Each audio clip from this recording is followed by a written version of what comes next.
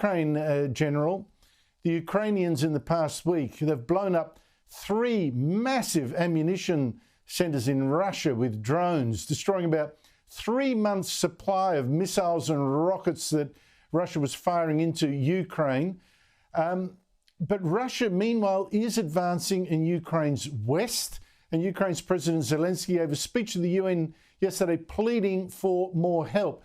Where is that war going, and what should we do?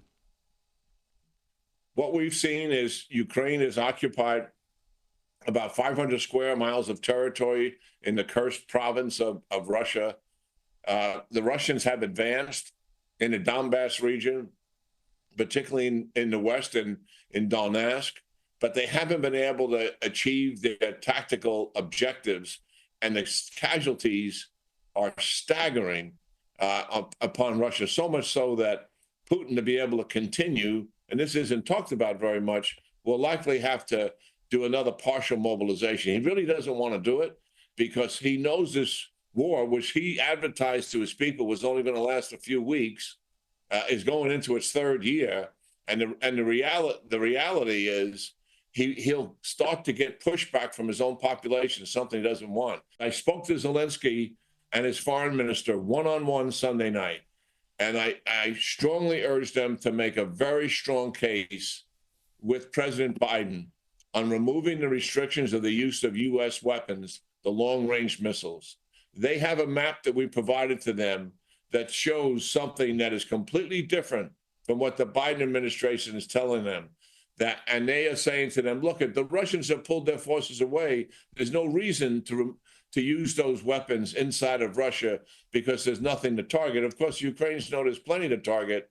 And the Institute for the Study of War produced a map based on geolocations. We confirmed them.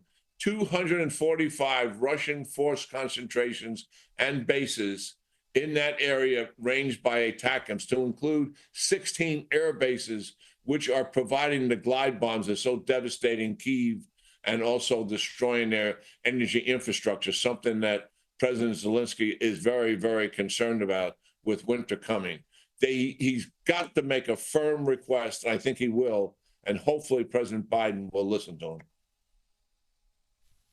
Well, I hope that's the case, because if the support doesn't come this year, there's a big question mark if it'll come if Donald Trump wins the election, I'm afraid. Australia, by the way, I've been critical of our level of support for Ukraine. We buried Taipan helicopters rather than give them to Ukraine. We initially refused, or our government refused, to give our 59 old Abrams tanks, never been used in war, going to be replaced, refused to give them to Ukraine. It's now reconsidering that decision. How useful would Abrams tanks, 59 of them, be in Ukraine?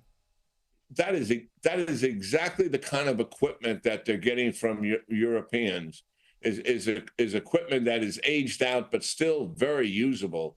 And after all, the Ukrainians, their own equipment is really aged out former Russian equipment themselves. So those Abrams tanks, even though they may be older, they're far superior to what they have themselves from their own stocks. They would welcome those tanks, those helicopters, any kind of munition that could do damage to the Russians, no matter how old it is. General Jack Keane, always informative to talk to you. Thank you so much indeed.